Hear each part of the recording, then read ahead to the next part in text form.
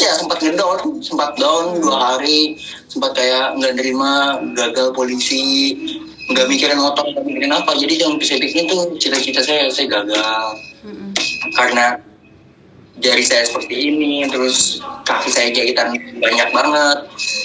Saya cuma mikir, saya dapat gelombang pertama tes psikotes di SMK Pesanggerahan. Jadi saya dari rumah itu keluar jam 4 pas. Jam 4 pas itu menurut saya juga udah telat, jadi saya buru-buru. Nah, saya dari rumah ngeliat Google Map itu melewat Jalan Arjuna itu estimasinya cepat. Cuma 20 menit. Jadi makanya saya lewat pinggir tol Jalan Arjuna. Nah, pas saya belok pengen masuk ke jalan pinggir tol, itu saya udah melihat si pelaku. Jadi pelaku itu jalan naik motor pelan. Jalan naik motor pelan dengan kondisi pelan, tapi saya nyalip. Saya nggak nengok kanan kiri, nggak nyenggol apa enggak. Saya langsung jalan, ya udah. Saya ngebut, terus saya punya feeling kayak ini orang kok nggak enak ngikutin. Makanya pas ada Jalan Arjuna itu ada sel, ada pom bensin sel. Di situ saya berhenti menepi. Saya nggak masuk, enggak. Cuma saya kayak cuma memastikan kalau ini orang baik aja. Kalau saya berhenti dia lewat. Tapi ternyata dia berhenti juga sebelum saya, seperti itu. Oke, berarti udah ada feeling awal ikutin gitu ya. Terus yaudah dari situ nggak ada 10 menit nggak ada apa, saya langsung jalan, saya langsung ngebut. Nah pas belokan pengen naik flyover lah, di situ lah si pelaku melakukan aksinya. Dan yaudah di situ karena posisi saya sudah siap, saya melakukan perlawanan. Pikiran saya tuh ya saya ngelakuin perlawanan karena saya nggak ngeliat ada benda senjata tajam. Makanya saya berani dan pede untuk melawan. Saya lawan dan akhirnya si pelaku yang di tengah, yang duduk di motor di tengah itu langsung ngeluarin sajamnya. Ya udahlah di situ langsung terkena dari tangan dan kaki. Terus juga si pelaku mengincar juga bagian kepala saya, tapi alhamdulillah saya pakai helm dan badan saya. Dan akhirnya ya udah motor saya dibawa begitu aja. Saya cuma bisa ngeliat, dan tapi pikiran saya langsung, saya bukan mikir wah motor gua, soal HP gua, enggak. Saya mikirnya ya mah Tio gagal. Langsung mikir di polisi kayak mah Tio gagal, Tio nggak bisa lagi jadi polisi. Cuma mikir seperti itu. Setelah kejadian ada supir truk di dalam tol lagi menepi, dia manggil saya teriak, bang sini bang. Aduh bang, gue minta maaf banget bang, gue nggak bisa nolong lu, gue nggak bisa bantu lu. Bang, udah bang nggak apa-apa bang, udah nggak apa-apa bang, gue cuma butuh HP bang, gue pinjam HP, gue mau nelfon orang tua. Dipinjemin lah HP saya langsung nelfon ibu saya, dan ibu saya langsung, dan alhamdulillah sebelum itu saya langsung, teman saya nggak sengaja lewat mungkin, langsung langsung ke bawa saya ke pertama ke klinik tidak memadai, dibawa ke RS Ukrida. Di RS Ukrida di tangan pertama diperban dan lain sebagainya, udah habis itu dibawa ke Tarakan. Di Tarakan lah langsung dikasih diinfus, ya udahlah ditanganin setindaknya. Terus hari itu juga langsung dioperasi, karena kalau setahu saya itu saya dioperasi hari Senin. Mama saya nangis-nangis, sampai nangis-nangis sujud-sujud minta hari ini karena takut jarinya itu tidak berfungsi lagi. Takut udah pendarahan keluar banyak seperti itu. Jadi dari Polda atau dari mana kurang tahu, itu nyuruh dokternya atas nama Satrio ditindaklanjuti sekarang juga seperti itu. Jadi alhamdulillah saya di situ siangnya langsung dioperasi dan langsung dapat kamar.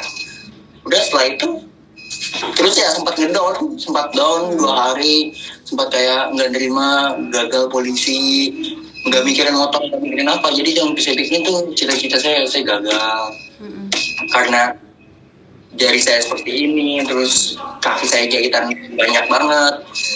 Saya cuma mikir juga, tapi dari orang tua selalu menyemangatin, dari teman-teman, dari saudara, dari om tante selalu menyemangatin, kayak selalu bilang ke saya,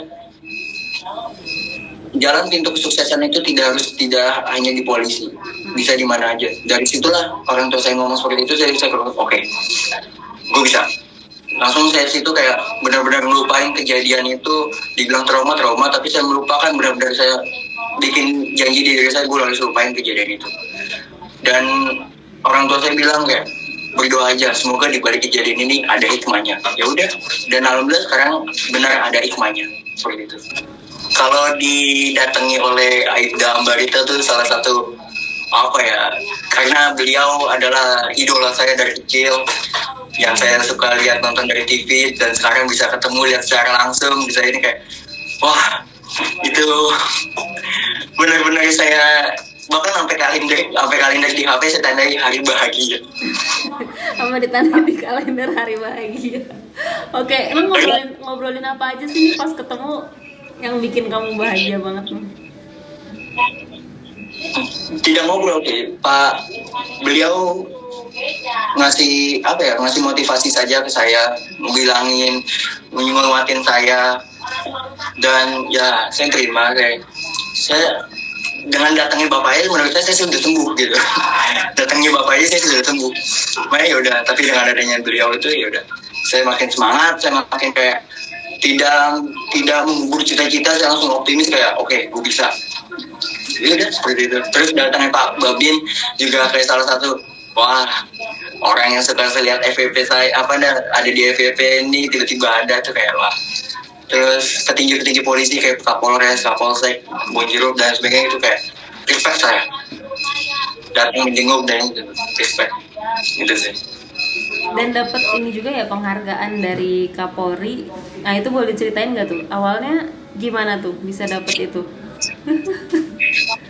Awalnya, sumpah, awal pertama saya kemarin itu, kan kemarin ya awalnya, saya nggak tahu Kak, karena saya posisi baru bangun tidur.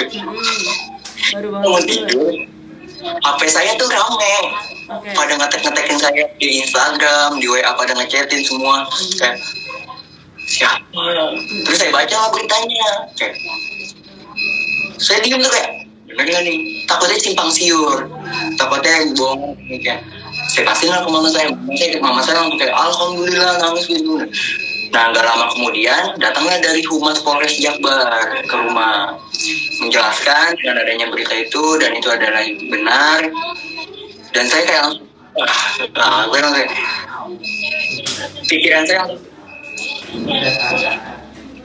langsung ke almarhum nenek saya langsung kayak Mak, dia berhasil.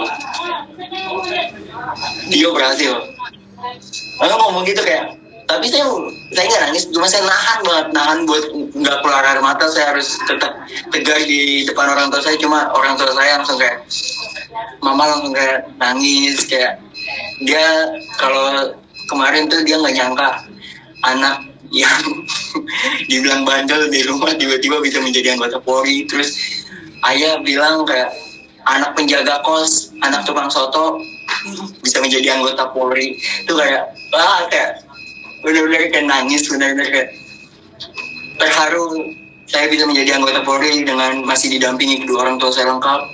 Itu salah satu momen bahagia, bangga.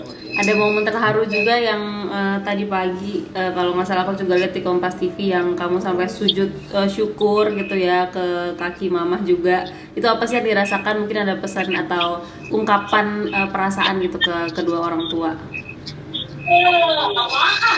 Saya yang pertama, saya nyadar sih, saya anak yang masih banyak dosanya, masih sering lawan, sering bantah.